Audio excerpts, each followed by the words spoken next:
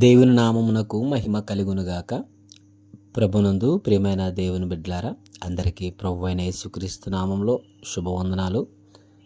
గడిచిన వారమంతా కూడా దేవుడు తన కృపలో మనల్ని భద్రపరిచి మరొక ఆదివారం రోజుల్లోనికి మనల్ని నడిపించిన దేవాది దేవునికి మనం ఎంతగానో కృతజ్ఞతాస్తుతులు చెల్లించబద్దులమైనాం. పిల్లరా, ఈరోజు ఆదివారము, పరిశుద్ధమైన దినము, ప్రబోధనము, ఆరాధన దినము కనుక మనమందరం కూడా ప్రభు సన్నిధిలో కూడుకొని ప్రభుని స్తుతిస్తూ, గణపరుస్తూ, ఆరాధిస్తూ ఆయన నామాన్ని మహిమపరచబద్దులమైనాం. పిల్లల దేవుని వాక్యము ధ్యానించుకుందామండి. 96వ కీర్తన 6వ వచనం చదువుకుందాం. ఘనత ప్రభావములు ఆయన సన్నిధిని ఉన్నవి, బల సౌందర్యములు ఆయన పరిశుద్ధ స్థలంలో ఉన్నవి. పిల్లల దేవుని సన్నిధిలో ఏమి ఉన్నవి, ఆయన పరిశుద్ధ స్థలంలో ఏమి ఉన్నవి అని మన జాగ్రత్తగా ఈ మాటలు మనం ధ్యానించగలిగితే, ఈరోజు పరిశుద్ధమైన దినము, ఆరాధన దినము, ప్రభు సన్నిధి, ప్రభుని ఆరాధించే రోజు. ఆ దేవుని సన్నిధిలో ఏమున్నవి అని ఇక్కడ కీర్తనకుడు సెలవిస్తున్న మాట ఏమిటంటే, ఘనత ప్రభావములు ఆయన సన్నిధిని ఉన్నవి. అవును, మొదటిగా ఘనత, రెండవది ప్రభావము, రెండవ మాటలు చూస్తే బలము, సౌందర్యం. 4 మాటలు ఇక్కడ మనకు కనబడుతున్నాయి పిల్లరా. దేవుని సన్నిధిలో ఘనత ఉంది, ప్రభావం ఉంది, బలం ఉంది, సౌందర్యం ఉంది. మొదటిగా ఘనత చూద్దాం. బైబిల్లో ఒక మాట రాయబడింది, నన్ను గణపరచు వారిని నేను గణపరుస్తాను అని దేవుడు అన్నాడు. అవును పిల్లరా, మనం దేవుని సన్నిధికి వెళ్ళి దేవుని స్తుతించి గణపరిచి ఆయన నామాన్ని మహిమపరిచినప్పుడు, ఆయనకు స్తుతియాగం చేసినప్పుడు, ఆయన్ను ఘనపరిచినప్పుడు పిల్లరా, దేవుడు మన జీవితాల్లో కూడా గొప్ప ఘనతను అనుగ్రహిస్తాడు, మంచి విలువను దేవుడు మనకు అనుగ్రహిస్తాడు. ఎప్పుడు నువ్వు దేవుని సన్నిధికి వెళ్ళి ఆయన ఘనపరిచినప్పుడు.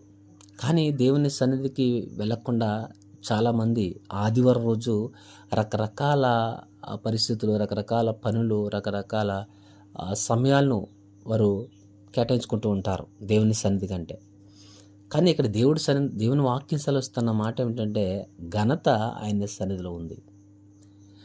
నన్ను ఘనపరచు వారిని దేవుడు ఘనపరుస్తానని దేవుడు.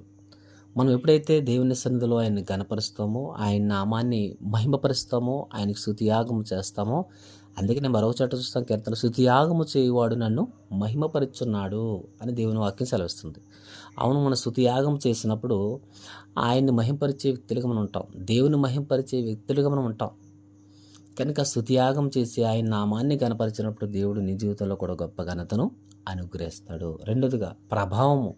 అవును ప్రియులారా, ఆయన సన్నిధిలో ప్రభావం ఉంది, ఆయన యొక్క మహిమ ఉంది, ఆయన యొక్క శక్తి ఉంది.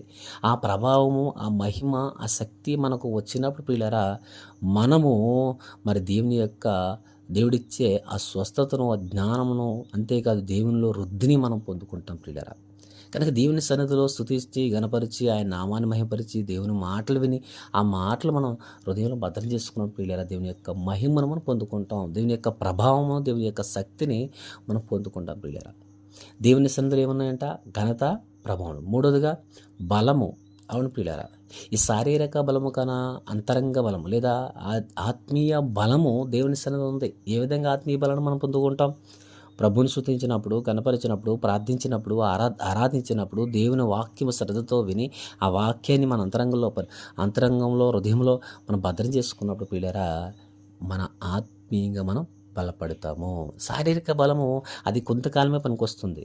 శారీరక బలము అది ఆ వయస్సును బట్టి పనిచేస్తూ ఉంటుంది పిల్లరా. కానీ ఆత్మీయ బలము నిన్ను పరలోకానికి చేరుస్తుంది పిల్లరా. ఆత్మీయ బలము నిన్ను ఆత్మ బలపడినప్పుడు పిల్లరా, శరీరంలో వచ్చిన బలీనతల నుంచి కూడా నీ విజయాన్ని సాధిస్తావు. కనుక దేవుని సన్నిధిలో ఘనత ఉంది. రెండవదిగా ఆయన సన్నిధిలో ప్రభావం ఉంది. మూడవది బలం ఉంది. ఏమండి, ఈ శారీరక బలం కన్నా ఆత్మీయ బలం చాలా గొప్పది. ఆత్మీయంగా నువ్వు బలంగా ఉంటే శరీరంలో వచ్చే బలహీనతలు కానీ, సమస్యలు కానీ నువ్వు జయం పొందుతావు, విడుదల పొందుతావు, అంతేకాదు ధైర్యాన్ని పొందుతావు పిల్లరా.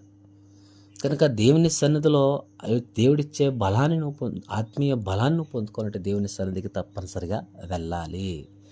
నాలుగవదిగా సౌందర్యమైన పరిశుద్ధ స్థలంలో ఉంది. అవును, సౌందర్యం.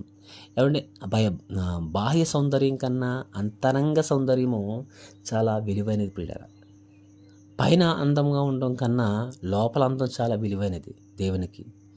ఏమండి, బాహ్య పురుషుడు ఎలా ఉన్నా సరే అంతరంగ పురుషుడు మరి దేవునికి ఇష్టమైన వారు ఉండాలి. కొరింథీయులకు రాసిన పత్రికలో మనం ఆ మాట చూస్తాం.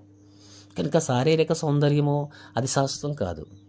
అందము వ్యర్థము అని బైబిల్లో మనం చూస్తాం.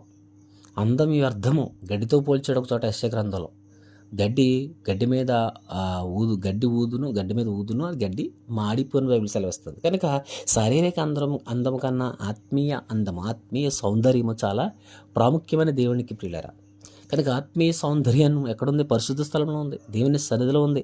ఆత్మీయ సౌందర్యం ఎలా పొందుకుంటాం మనము? మరలా దేవుని వాక్యం వినుట ద్వారా, దేవుని వాక్యం విన్న వాక్యాన్ని ప్రభు మన హృదయంలో అంతరంగంలో భద్రపరచుకోవడం ద్వారా, వాక్యానుసారమైన జీవితం మనం జీవించడం ద్వారా మనం అంతరంగ సౌందర్యాన్ని మనం పొందుకుంటాం పిల్లరా. ఒకవేళ శారీరక అందము కలిగి అంతరంగ అందము లేకపోతే అది దేవునికి ఇష్టమైనది కాదు. లేదా ఒకవేళ శారీరక అందము లేక అంతరంగిక అందం కలిగి ఉంటే నువ్వు ధన్యుడవు పిల్లరా. కనుక అసలైనది దేవునికి కావాల్సింది అంతరంగ సౌందర్యము, లేదా ఆత్మీయ సౌందర్యము, లేదా నీ ఆత్మను పరిశుద్ధముగా ఉంచుకునే సౌందర్యం దేవుడికి కావాలి. ఏమండి, శారీరక అందం కాదు. ఏమండి, శారీరకంగా అందంగా ఉండటం అది చాలా మంచిదే. దేవుడిచ్చిన అందమే, అది దేవుడిచ్చిన సౌందర్యమే, చాలా సంతోషం. దేవుడిచ్చిన ఆ సౌందర్యాన్ని, అందాన్ని ప్రభు సన్నిధిలో వాడాలి, ప్రభు కొరకు వాడాలి, ప్రభుని స్తుతించాలి, ప్రభు నామాన్ని గణపరచాలి. నీ శారీరక అందము ద్వారా ఆత్మీయ అందాన్ని నువ్వు పొందుకోవాలి పిల్లరా. అంటే ప్రభు సన్నిధిలో గడుపుడు ద్వారా ఈ విధంగా ఆత్మీయ సౌందర్యం కూడా ప్రభు సన్నిధిలో ఉంది. కనుక మన ఆధ్యాత్మిక జీవితాలు తెలుసుకోవాల్సిన విషయం ఏంటంటే, ఇలా దేవుని సన్నిధిలో ఇంకా చాలా ఉన్నాయి, కానీ కొన్ని మాత్రమే చెబుతున్నాను పిల్లరా. ఇక్కడ రాయబడిన విషయాలు మాత్రం చెబుతున్నాను. ఒకటేంటంటే ఘనత ఉంది, రెండవది ప్రభావం ఉంది, మూడవది బలం ఉంది, నాలుగవది సౌందర్యం ఉంది. ఈరోజు ఘనత ఎక్కడెక్కడ లేదు. ఆదివారం రోజు ఎక్కడెక్కడ పరుగులు తీయడం ద్వారా ఒకవేళ ఉద్యోగం అన్నా తప్పేం కాదు. ఒకవేళ అత్యవసరంలో ఉద్యోగం చేస్తే ఒకవేళ ఈవినింగ్ సర్వీసులు ఉంటుంటాయి, లేదా ఉదయం సర్వీసులు ఉంటాయి, మధ్యాహ్నం సర్వీసులు ఉంటాయి. ఇలాగా ఆదివారం రోజు ఏదో ఒక సర్వీసుకు నువ్వు మందిరంకి వెళ్ళడం ద్వారా, లేదా ఏదో ఒక సమయంలో ప్రభు సన్నిధికి వెళ్ళడం ద్వారా ఆదివారం రోజు నువ్వు ఘనతను పొందుకుంటావు, దేవుని యొక్క మహిమను పొందుకుంటావు, దేవుని యొక్క శక్తిని పొందుకుంటావు, దేవుని యొక్క అందాన్ని పొందుకుంటావు పిల్లలు. ఈరోజు దేవుని సన్నిధిలో ఏమన్నా తెలుసా? ఘనత ఉంది. ఎందుకంటే దేవుని ఘనపరిచినప్పుడు దేవుడిని ఘనతిస్తాడు. ప్రభావం ఉంది, దేవుని యొక్క మహిమను పొందుకుంటావు, శక్తిని పొందుకుంటావు, దేవుని యొక్క బలాన్ని పొందుకుంటావు. కనుక ప్రభు సన్నిధిని నిర్లక్ష్యం చేసి, ఇక్కడ ప్రభు సన్నిధి రోజు ఆదివారం రోజు ఏవో పనులు పెట్టుకుండా, ప్రయాణాలు పెట్టుకోకుండా, లేదా నిర్లక్ష్యంగా ఇంటి దగ్గర ఉండకుండా, సెల్ ఫోన్లతోనో టీవీలతో ఉండడం కన్నా ప్రభు సన్నిధికి వచ్చి ప్రభువుని గణపరచాలని, ప్రభువుతో గడపాలని, ప్రభు నామాన్ని మహిమపరచాలని, ప్రభువుకు ఆరాధించాలని, ప్రభు పేరట ప్రేమతో మనం చేస్తే మాటలు ముగిస్తున్నాం. ప్రార్థన. సకలాశీర్వాదాలకు కారకుడైన పరలోకమందున్న మా తండ్రి, మీ ఘనమైన నామమునకు, శ్రేష్టమైన నామమునకు లెక్కింపలేని స్తుతులు స్తోత్రములు చెల్లించుకుంటున్నాం ప్రభు. ఈరోజు ఆదివారం పరిశుద్ధమైన దినం, ఆరాధన దినము నాయన. ప్రతి ఒక్కరు ప్రభు సన్నిధిలో కూడుకుని, మీ సన్నిధిలో కూడుకుని మేము సూచిస్తూ, గణపరుస్తూ, ఆరాధిస్తూ మీరు ఇచ్చే దైవాశీర్వాదాలు, దైవ దీవెనలు, దైవ జ్ఞానము, దైవ స్వస్థతలు పొందుకోవడానికి సహాయముడు దయచేయండి ప్రభు. ఎందరైతే మమ్మల్ని ప్రార్థనాసులు దయచేయండి, ఎందరైతే అనారోగ్యాలతో బాధపడుతున్న స్వస్థపరచండి, ప్రతి కుటుంబం చుట్టూ మీ కాపులు దయచేయండి ప్రభు. ఎందరైతే బలహీనంగా బలపరచండి ప్రభు. ఏ ఒక్కరూ ఆదివారం రోజునైనా నీ సన్నిధి విడిచిపెట్టుకొని నిర్లక్ష్యంగా ఉండక ప్రభు, వీటికి సమయం మీకు సమయం ఇచ్చి మీ నామాన్ని మహింపరిచి బిడ్డలుగా ఉండడం సహాయం దయచేయమని, సమస్త మహిమ ఘనత ప్రభావం మీకే ఆరోపిస్తూ యేసుక్రీస్తు వారి నామమున ప్రార్థన వేడుకొంచున్నాం తండ్రి. ఆమేన్. God bless you.